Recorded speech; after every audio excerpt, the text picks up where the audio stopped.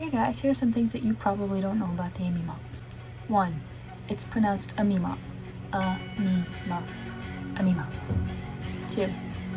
So, the first project that we ever worked on was Jaded. Ben approached me the summer of 2019. He was like, hey, I wrote this song. I know you've been writing since you were like 11, 6th grade. He was like, can you write me some lyrics? And I was like, sure. So, we wound up writing these lyrics, and fun fact, the verses were changed later. They were pulled from a different song I'd written.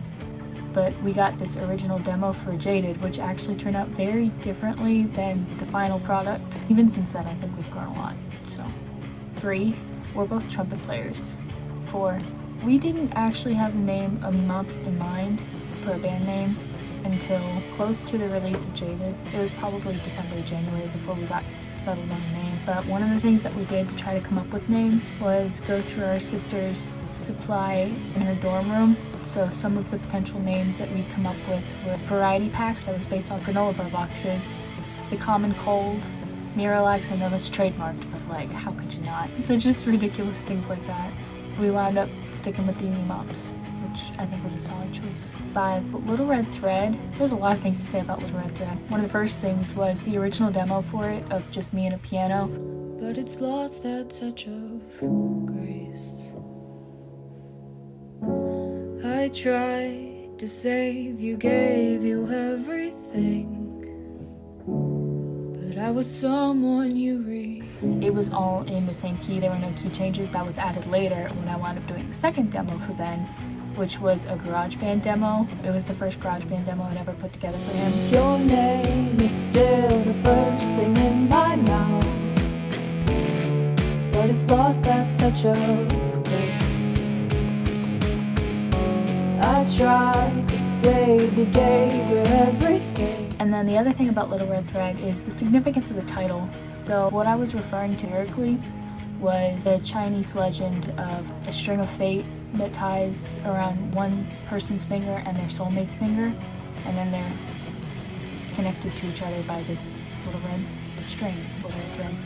6, Didn't Know was originally titled You're Too Much For Me. 7, As Ever's chords were actually just based off of this one chord that I found that was like super cool.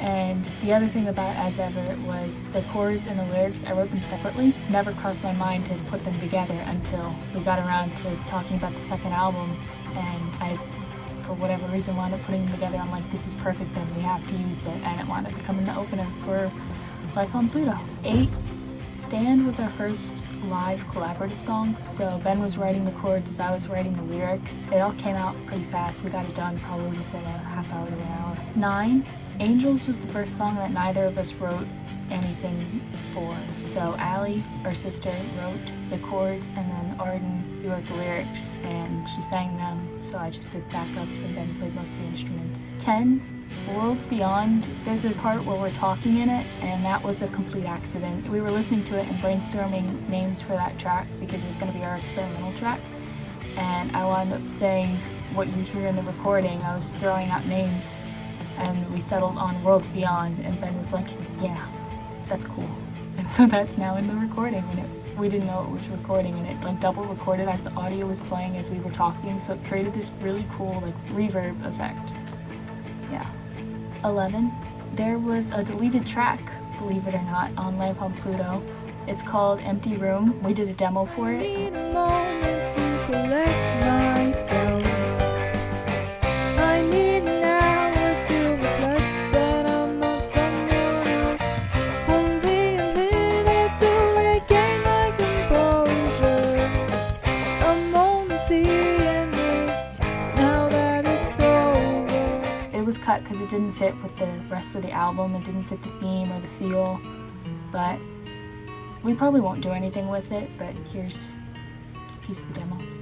12, we have never actually written out music for anything except for Infinity, but that's just the piano part. Ben played it on MIDI and then it translated. Everything else though, all of the chords that I write out for Ben never writes out chords. But all the chords that I write out for him on sticky notes. I always have to take pictures of it because he's likely to lose them, but that's a whole thing. But you'll just find sticky notes of our chords. 13, something that I like to make Ben do anytime we finish recording, usually a vocal part, even when it's not all mixed, is once he gets the general mix in and turns it up enough for us to hear it, I like to make him turn off the lights and we'll just sit in this dark basement with no lights on except for his computer monitor, and even then I'd make him dim it and just listen to it and kind of focus on what it sounds like, how it makes you feel, especially for Life on Pluto because it's got like that space thing going on. I liked the whole darkness thing, it really helps you focus. And it creates really cool effects. Like, if you get a chance, listen to Worlds Beyond in the dark. If you can do it on speakers, that's even better. Like, really good speakers, yeah. And finally, being an Amiimop means being curious. It means taking a risk and putting yourself out there despite what everyone else thinks. It means trying harmless, stupid things just because you can. It means letting go of your fears and expressing yourself and being who you want to be. It means overcoming adversity and vowing to always try again. And finally, it means unceasingly exposing your creativity and your doubts and confronting them and expressing them.